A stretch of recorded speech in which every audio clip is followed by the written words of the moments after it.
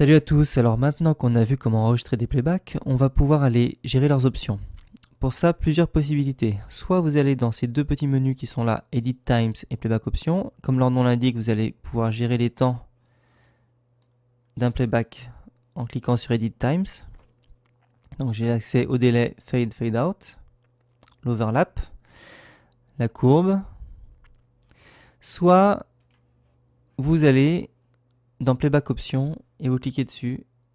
Et là, vous avez les options qui s'affichent ici. Pour le playback, la handle, fader, effet et release. Mais beaucoup plus simple, si vous cliquez sur votre fader, vous avez accès ici à l'edit time et dessous aux options avec un menu qui est plus facile à comprendre.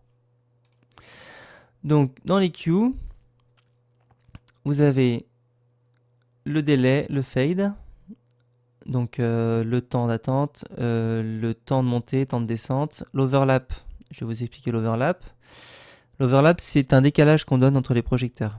C'est-à-dire que si je mets un overlap de 0 et que je donne une valeur de fade de 3 secondes, quand je vais monter mon fader, les projecteurs vont monter en 3 secondes, l'un après l'autre. Si je redonne une valeur de 100 et que je monte mon fader, l'intensité de tout monte en 3 secondes.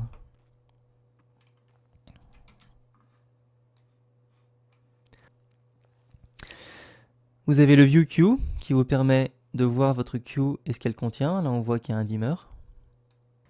Et ici, quand vous aurez un effet, vous verrez l'effet ici. Ensuite, nous avons les options. Et donc, dans les options, on a beaucoup de paramètres. Le blind sert à désactiver le playback. La priorité, c'est le même type de régime de priorité que vous pouvez retrouver sur d'autres consoles. Vous avez priorité basse, normale, haute. Au niveau du programmeur, alors niveau du programmeur, ça veut dire que c'est vraiment le même niveau, c'est-à-dire que le programmeur prend encore le pas. Et vous avez le Very High qui lui va prendre le pas sur le programmeur. Shape Behavior, donc c'est comment les shapes vont réagir les unes entre les autres. Donc vous avez soit en superposition, soit la dernière prend la priorité. Alors le fader mode, on va voir les 4 options. Quand vous avez le mode 0, time fade in, c'est-à-dire que vous avez le fade in accessible. Quand vous passez en mode 1, vous pouvez donner un temps au fade in et au fade out. Mais si vous êtes en mode 0 et que vous cliquez tout simplement sur fade out et que vous donnez un temps, ça vous active le mode 1 time fade in and out. Donc ça vous permet d'avoir un temps de montée et de descente pour vos projecteurs. Alors le mode 2, fade to fader, il va vous permettre de gérer la montée de la queue sur le fader. Alors ça paraît simple comme ça, mais quand vous avez des paramètres de position, vous allez pouvoir monter votre position doucement en montant votre fader. Et c'est la même chose pour le crossfade. Sauf que le crossfade, ça sert plutôt dans le cadre d'une queue list, on verra tout à l'heure, parce que le crossfade vous permettra de passer de l'une à l'autre des queues en montant et en descendant le fader à votre vitesse. Le Run on Startup, ça vous permet de démarrer cette queue quand vous démarrez la console. Et le Speed, c'est la vitesse des effets par défaut dans le playback. Le Flash Fade In, Flash Fade Out, ça vous permet de gérer le temps de montée et temps de descente du flash. Et c'est seulement quand vous aurez un flash qui sera un time flash. On verra ça tout à l'heure quand on verra les handles. Alors maintenant qu'on a vu les playbacks, on va les voir dans le handle justement. Vous avez deux options. Le handle paging, ça vous permet de bloquer un fader sur une page. C'est-à-dire que si je monte en page 3, alors j'ai encore mon playback d'activé, donc voilà, je vais le baisser. Le playback disparaît. Si je mets en lock et que je passe en page 3, 5, 6, mon playback reste dessus. C'est le fixe de la Gramma 2. Et après, vous avez le Key Profile. Le Key Profile, il vous permet de gérer l'assignation des boutons. Ce à quoi vont vous servir vos boutons sur la console. Donc vous avez plusieurs petits pré-programmations qui sont là, avec l'attribution de chaque bouton, gris, bleu ou touch. Le touch, c'est le bouton des static playback. Dans les static playback, vous avez un seul bouton sur le Titan Mobile par exemple, et c'est ce bouton qui est le bouton de touch. Je reviens dans les options. Et si en ayant regardé tous les petites préprogrammations, il y en a qui ne vous intéressent pas, vous pouvez en créer une nouvelle, lui donner un nom, et modifier ses attributs. Alors ça va se faire par contre dans le menu à droite. Et donc le black key, la touche noire, c'est la touche qui est que sur les saphirs. Le bleu et la grise sont sur les autres consoles, et le touch donc pour les static playback. Donc si je mets le gray, je peux lui donner un time flash par exemple. Et quand je quitte, je vois que je suis sur perso 1 et que mon flash là en time flash. Alors la mise à jour ne se fait pas toujours, mais ça fonctionne bien. On va regarder ça tout à l'heure. Donc ensuite, vous avez le fader. On retrouve les mêmes modes de fader. On a la taille de la shape. Donc le shape, c'est les effets, je vous rappelle. Fixe, c'est-à-dire que ce sera la taille qui a été définie dans l'effet quand vous l'avez créé. Sur fader, ça veut dire que vous allez pouvoir monter le fader ou descendre et gérer la taille de votre shape. Et HTP fader, ce sera quand vous grimperez le fader, vous aurez la même taille de la shape. On va regarder ça par exemple sur cet effet. Donc, je vais remonter mon intensité. Et je vais monter mon effet. Si je clique dessus, je reste sur la même page et j'ai accès par contre aux options de cette queue. Donc je vais passer la queue en mode fader. Si je monte doucement mon fader, j'ai la maîtrise de ma size. Donc je peux modifier la taille de la size de mon effet. Après, j'ai le Shape and Effect Speed. Donc ça, c'est la vitesse de l'effet. Si je mets sur fader, ça veut dire que je vais gérer la vitesse de l'effet sur le fader.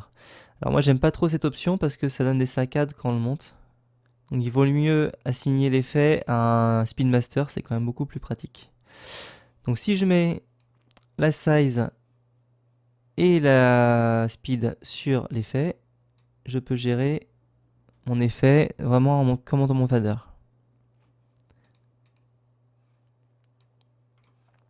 Et après, vous avez la courbe. La courbe, c'est la façon dont va se comporter votre queue quand elle va monter. Vous avez plein de courbes différentes. Je vous laisserai regarder tout ça. Vous pouvez jouer un petit peu avec. Après, on a l'onglet Effets. L'onglet Effets, Shape Behavior, on retrouve la même chose que dans Playback. Le Speed Source, il va vous permettre de gérer différemment la vitesse de votre effet. Pour cela, vous allez cliquer dessus et choisir à quel rate ou BPM Master vont se référer ces effets. Si je mets Rate Master 1 et que j'enregistre un master de Rate 1, je vais aussi enregistrer un master de BPM. Et tant que je suis là, on va enregistrer un master de Size pour tout à l'heure. Donc le Rate Master 1, quand je monte mon effet, c'est un pourcentage de la vitesse d'origine. Donc je peux baisser. Voilà. Et dans le Rate Master 1, si je fais Playback Option,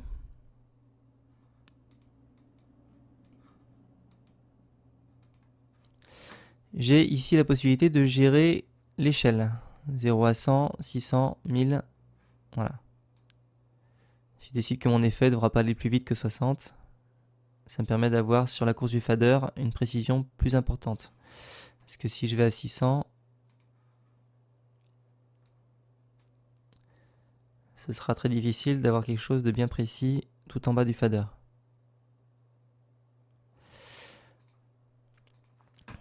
Alors, vous avez le flash et le swap. Si je fais flash, je monte à l'intensité maximum. Même si je suis à une vitesse de 50, je peux flasher plus rapidement et relâcher à 50. Maintenant, vous avez aussi le BPM Master. BPM Master, lui, on va passer en BPM Master dans le Speed Source.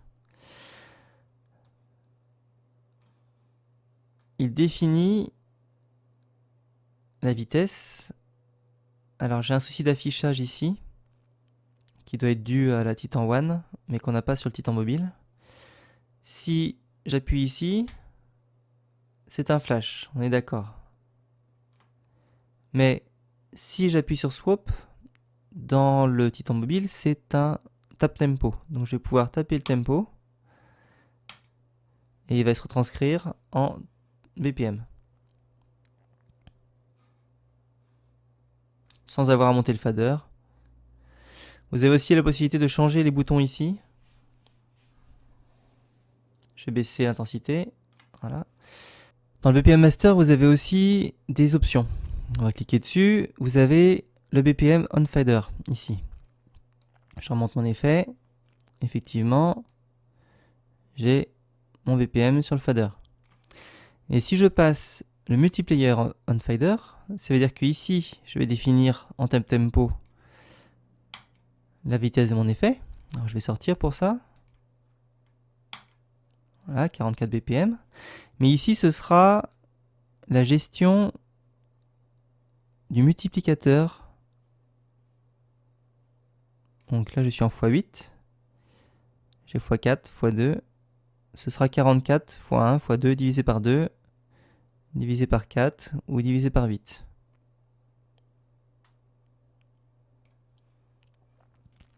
Je reviens dans les options. Et vous pouvez définir si votre multiplicateur va jusqu'à 16, 32 ou seulement 2.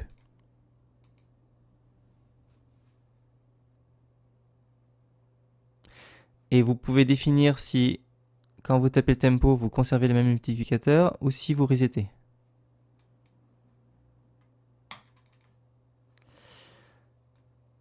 Donc voilà pour le BPM Master et le Rate Master.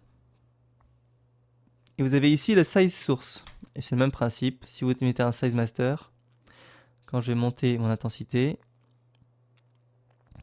je peux définir ma taille. Et donc là, définir la taille de plein d'effets différents en même temps, vu que c'est un master, sur ce fader.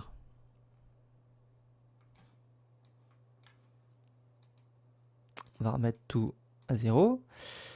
Le Shape Size Fader, HTP Fader, donc c'est la même chose que ce qu'on a vu tout à l'heure. Et le Shape and Effect Speed, c'est la même chose que tout à l'heure aussi. Le Release Mask et Release Time. Alors c'est tout simplement quand vous allez baisser votre fader, je vais créer un fader avec une couleur.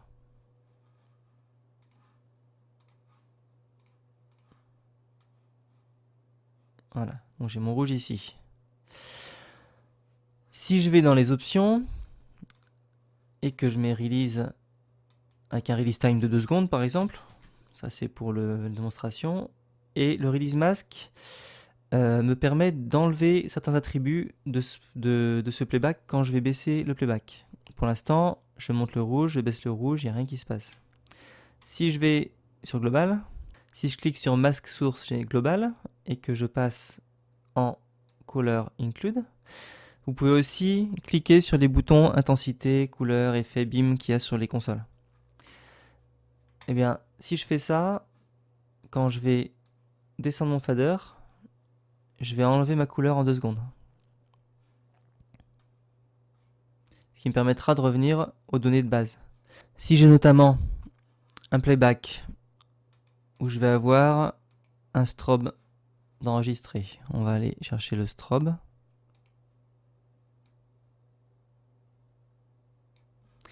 Et que j'enregistre sur un playback. Je vais remettre les projecteurs en locate. Quand je monte le strobe, si je le baisse, j'ai toujours le strobe activé. J'aurais beau faire clear, le strobe est une valeur qui reste activée comme les couleurs, un pan tilt. Donc si je veux désactiver ce strobe, il va falloir que j'aille dans les options de la queue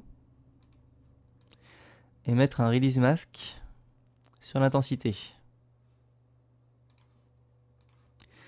Donc quand je remonte et que je redescends, je release mon strobe.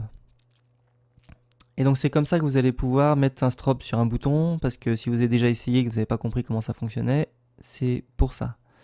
Voilà à peu près tout ce qu'on pouvait dire sur les playbacks. Une dernière chose, c'est pour les flash fade in et flash fade out. On va regarder dans les options qui sont ici. Donc si je donne 2 secondes à mes valeurs in et out, ça va me permettre, si je suis dans le handle avec un key profile qui va être celui-ci, où il y a les time flash, voilà. Quand je vais flasher avec un temps de montée et de descente. Alors c'est très utile parce que vous pouvez monter aussi une position et la redescendre avec un release avec ce flash. Vous avez aussi la possibilité, grâce à ça, de gérer un temps de fade sur vos LED. Si vous avez des LED un peu sèches et que vous voulez flasher plus doucement, vous pouvez les modifier ici. Vous avez également, dans les masters, un master de flash, de swap, pour les presets et pour les playbacks. Si vous voulez, vous pouvez tout gérer ici. Voilà pour les options des playbacks. Maintenant, on va voir les options des QList et des chase dans un deuxième tutoriel.